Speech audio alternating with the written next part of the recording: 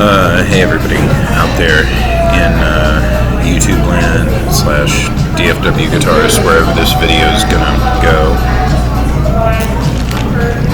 It's been a while since I've done a video, and I kind of need to be out of the house due to an air conditioning situation today. So I thought that I'd go ahead and come down here to my friendly neighborhood Starbucks, have coffee and some lunch, do some internet business, and while I was down here, do a video for you guys.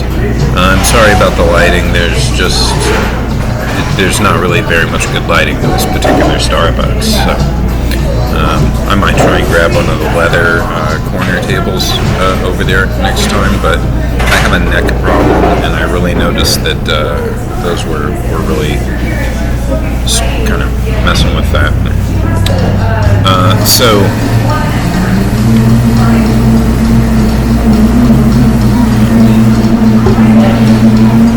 I'm actually probably a bigger Dutch Brothers fan, but the fact is, these guys have internet and AC, so I'm giving them my money right now.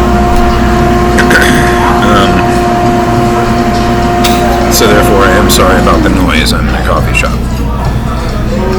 So this is going to be a video about my Gretsch guitars, how I feel about them, and why I'm selling them. I don't have any of them with me. I'm over here at the restaurant. I am also just starving, guys. I'm just going to have a quick bite of pizza here.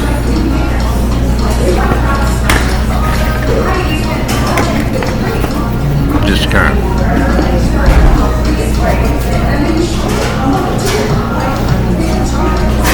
tide my hunger till the end of the video.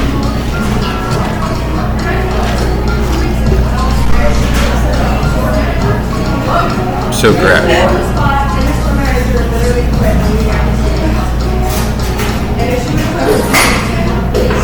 Gretsch has been around a long time. They're an old guitar company. I don't know how old. I'm not going to look right now. But they're a fairly old guitar company. At some point along their journey, they were acquired by Fender, and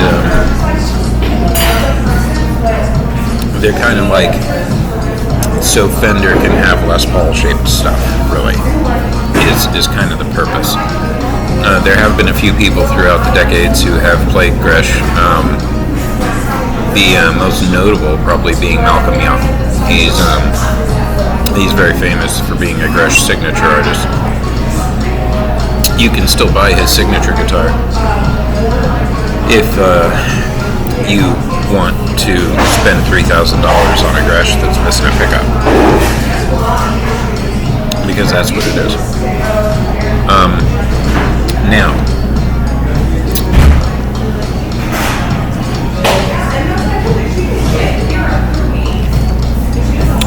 I think what I like about Gretsch is that they're not Epiphone.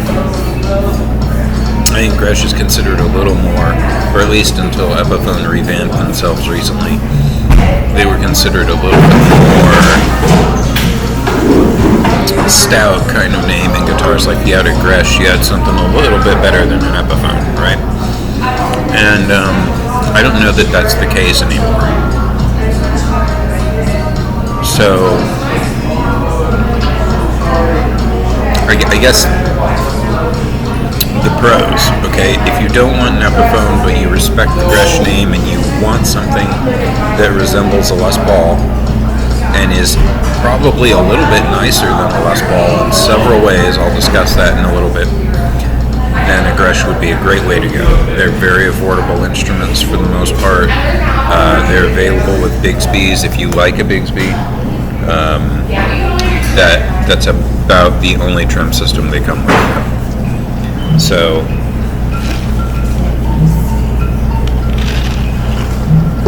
I mean, really, when you get down to it, they just build that type of instrument. They make fixed bridge stuff and Bigsby stuff. A lot of their stuff looks very Gibson-esque.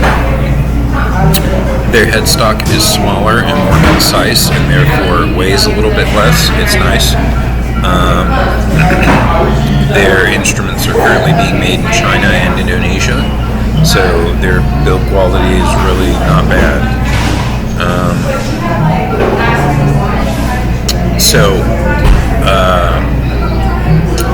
What's my problem with them, I guess, is because I'm selling all my Gretches, right? I've already sold the hollow body, and so this would be one reason.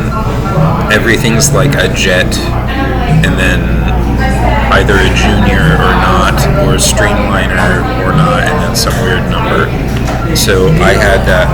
I had the hollow body version of what Malcolm Young plays, whatever that's called, and I thought it was nice. It was a great guitar, right?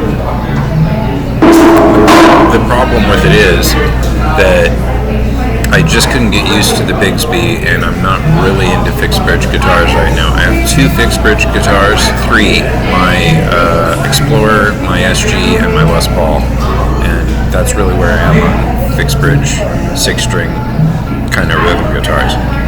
I'm very much right now a tremolo dude. I like tremolos. Even if I'm playing a rhythm guitar, I find it weird to play guitar without a tremolo in it. Although, if I was gigging a little more, or at all really, I would probably play all the rhythm parts on a fixed bridge guitar. I would do that. I'd probably use my SG. So that'd be the other thing. They don't really make anything very SG-like. Most of their guitars are like ES335, ES350, like double single cut, either center block or full hollow things. Their solid bodies are like the Malcolm Young model, and then their Junior Jet and their Les Paul looking ones. And then they have a 4-string short scale bass, which I also own and am also selling. So just to give credit where credit's due, I think that if you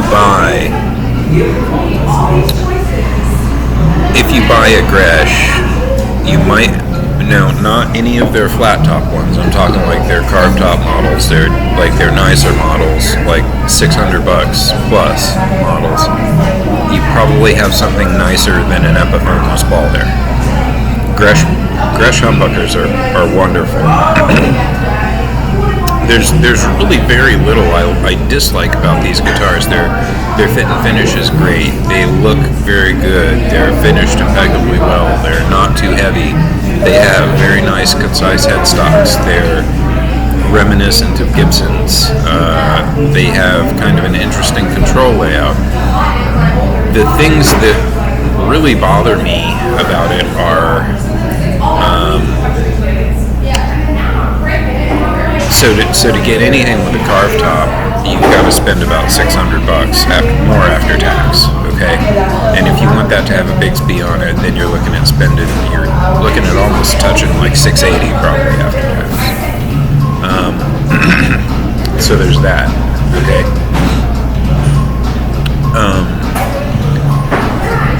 And with the considering resale, though, I don't think I've had very good luck selling Gretches so far. So I'd say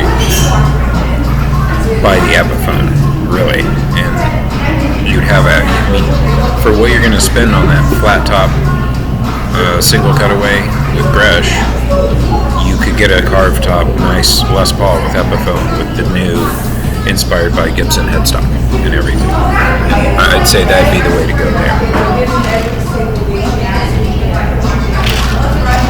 I think the Epi's also going to have better resale value. Being that I run a digital music store now, I have to think of my guitar purchases in terms of resale value a lot more now. I don't always like doing that, but it is allowing me to try a lot of really nice guitars out and then just keep, what I really like, and then sort of, make deals on all the rest, or get rid of what I really don't like or don't play a whole lot,